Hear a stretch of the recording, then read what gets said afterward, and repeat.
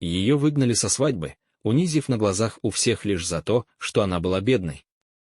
Никто даже не подозревал, что именно она была невестой, ради которой все это торжество и устраивалось. Она пришла с открытым сердцем, не ожидая роскоши, но столкнулась с холодом и презрением. Их ослепила внешность и одежда, но правда оказалась совсем другой, и когда она раскрылась, все общество оказалось в шоке. У входа в банкетный зал царила элегантная и сдержанная атмосфера. Гости блистали в дорогих костюмах и нарядах, поднимали бокалы с шампанским и делали селфи на фоне роскошного убранства. И среди этой яркой толпы появилась она, скромно одетая, с аккуратно собранными волосами, без дорогих украшений и вычурного макияжа. В ее глазах светилась надежда, в сердце — волнение. Это был день, когда она должна была соединить свою судьбу с мужчиной, которого по-настоящему любила. Она даже не подозревала, что все вокруг в считанные минуты превратится в кошмар, который останется с ней на всю жизнь. Как только она переступила порог зала, ее остановил охранник. «Куда направляетесь?» «Это частное мероприятие», — произнес он строго. Девушка, сбитая с толку, попыталась улыбнуться сквозь волнение. «Я пришла на свадьбу Хулиана», — ответила она тихо. Она не успела договорить.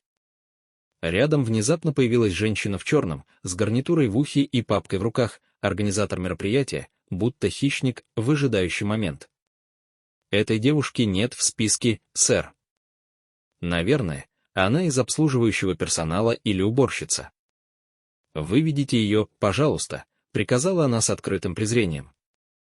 Охранник даже не колебался, он схватил девушку за руку, не дав ей и секунды, чтобы что-то объяснить. «Подождите. Я невеста!» Закричала она в отчаянии, пока ее волокли к выходу, но ее голос не вызвал ни жалости, ни удивления, словно ее просто не существовало. Некоторые гости начали перешептываться, доставать телефоны, снимать происходящее, посмеиваясь и комментируя с насмешкой. «Какая наглость, вломиться на свадьбу в таком виде», презрительно бросила девушка в серебристом платье. Один из мужчин расхохотался, я думал, она из уборщиц. «Посмотрите на это розовое платье, как будто с ярмарки». Эти слова стали словно острые лезвия, разрезавшие ее достоинство. Никто не захотел ее услышать, никто не узнал ее, никто не отнесся с уважением. Организатор мероприятия, действуя заодно с матерью жениха, быстро пустила по залу слух. Одна из служащих пыталась проникнуть на свадьбу. Представьте себе такое унижение. Настоящая невеста стояла снаружи, подавленная, с глазами, налитыми слезами от бессилия. Она пыталась дозвониться до Хулиана, но его телефон был выключен. Она посмотрела на часы, до начала церемонии оставалось еще 20 минут. В глубине души теплилась надежда, что он появится и все объяснит. Но каждый взгляд, полный презрения, заставлял ее дрожать от боли и стыда. В это время в зале мать жениха разговаривала с организатором. «Хорошая работа. Я не позволю этой женщине испортить репутацию нашей семьи», — холодно сказала она. «Мой сын все поймет, когда осознает, что для него действительно лучше», — с холодной уверенностью добавила мать жениха. Тем временем гости продолжали веселиться, уверенные, что стали свидетелями какой-то нелепой, но забавной сцены. Некоторые даже выложили видео с подписями вроде «Уборщица, которая пыталась выйти замуж». Смех не утихал, пока снаружи у девушки медленно разбивалось сердце от боли и унижения. В этот момент к ней тихо подошла молодая официантка, которая все это время стояла в стороне и молча наблюдала. «Синьорита, я знаю, кто вы», — прошептала она. «Я видела ваше фото в телефоне Хулиана». «Вы вместе, верно?» — тихо спросила официантка. Девушка кивнула, не в силах сдержать слезы. «Это несправедливо. Хотите, я его найду?» Но та покачала головой.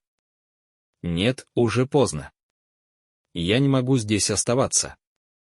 Меня унижают, будто я ничто. Я больше не уверена, что смогу через это пройти». Из зала зазвучала торжественная музыка. Гости начали рассаживаться по своим местам, все шло по плану, внешне. а настоящая невеста уходила прочь по улице, разбитая, с пустым взглядом. В этот момент у входа резко затормозила черная машина. Из нее выскочил Хулиан, взволнованный, оглядываясь по сторонам. «Где Валерия?» «Она уже здесь», — спросил он напряженным голосом. Но никто не смог ответить ему прямо. Мать подошла к нему с мягкой улыбкой и ласковым голосом сказала: «Сынок, произошла небольшая путаница». Похоже, одна женщина попыталась пройти, выдавая себя за кого-то важного, но все уже улажено. Женщина. Какая? Как она выглядела? Нахмурившись, спросил Хулиан. Организаторша быстро вмешалась. Просто одна из сотрудниц перепутала что-то. Мы ее уже вывели, не волнуйся. Но в глазах Хулиана засветилось беспокойство. Она была в светло-розовом, с волнистыми волосами, произнес он, будто проверяя реакцию. Лица вокруг начали меняться. В зале повисло напряженное молчание, и тогда он, с дрожащим голосом, закричал на весь зал. «Эта женщина — Валерия. Моя невеста». «Что, черт возьми, вы наделали?»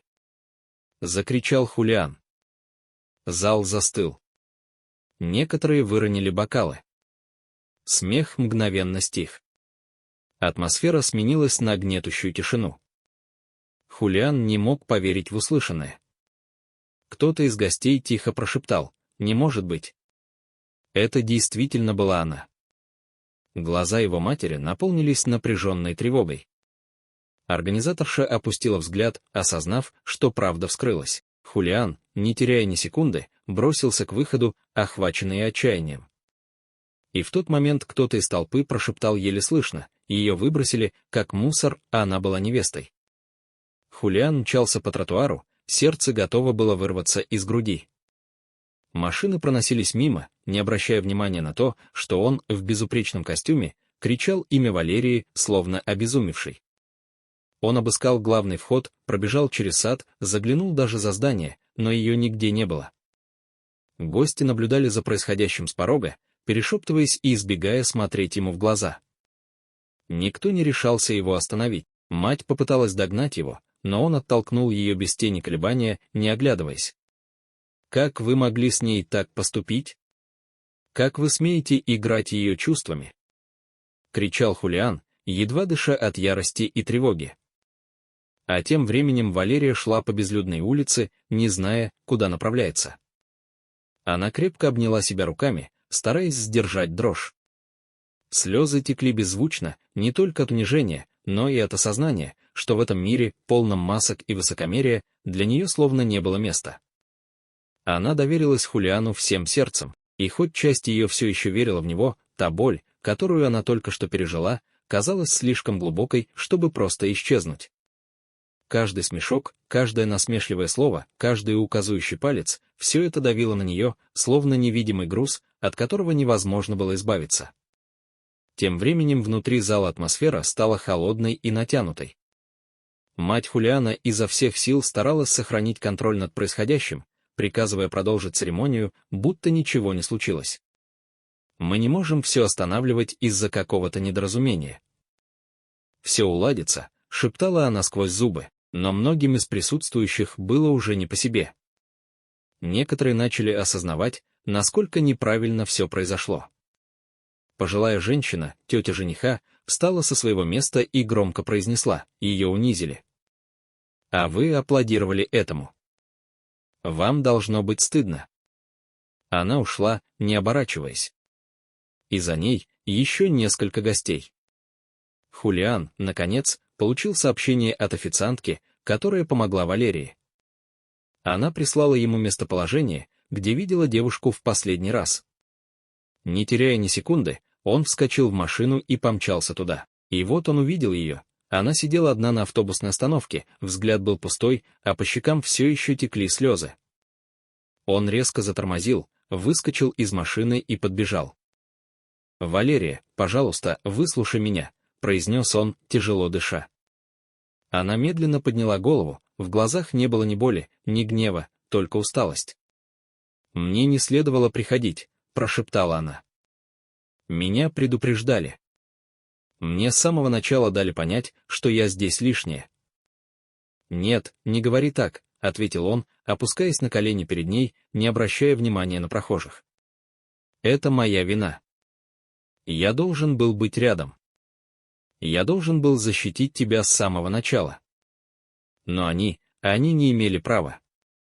Все должно было быть по-другому». Его голос дрогнул. Впервые Валерия увидела, как Хулиан плачет не от гордости и не от стыда, а от настоящей боли и любви. В этот момент она поняла, он тоже был сломлен. Это была не только ее рана, но и предательство со стороны тех, кто должен был их поддержать. Они молчали несколько минут, каждый в своей тишине.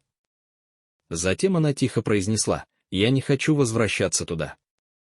Не хочу извинений ради приличия и взглядов, будто мне делают одолжение. Если мы будем вместе, это не может быть ценой моего достоинства». Хулиан кивнул: «Я не буду тебя об этом просить. Я хочу только одного, чтобы ты вышла за меня. Но не там, и не с ними. Только ты и я. Там, где на тебя никто не посмотрит свысока. Где ты, моя равная. Потому что ты именно такая.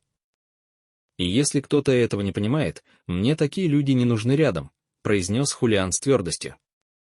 В это время в зале мать Хулиана пыталась успокоить оставшихся гостей.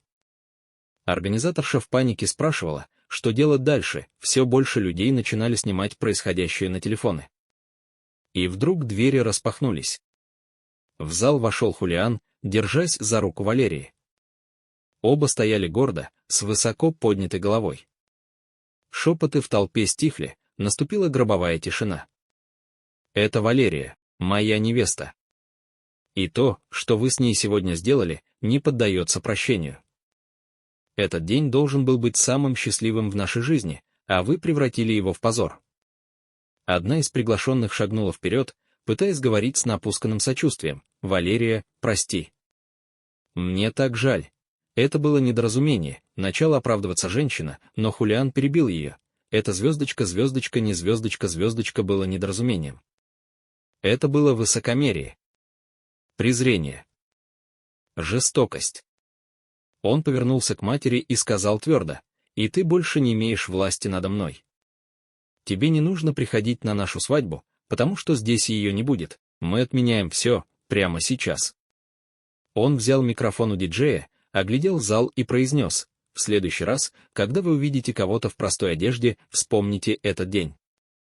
Человека оценивают не потому, что он носит, а потому, что у него в душе».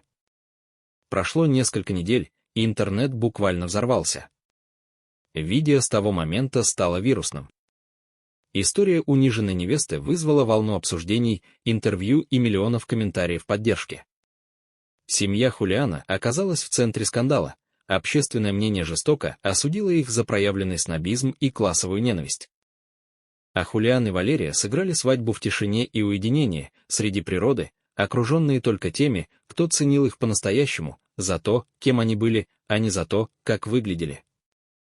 Ведь никогда не знаешь, кто скрывается за маской. Внешность может обмануть, но уважение и достоинство — это то, что не подлежит торгу.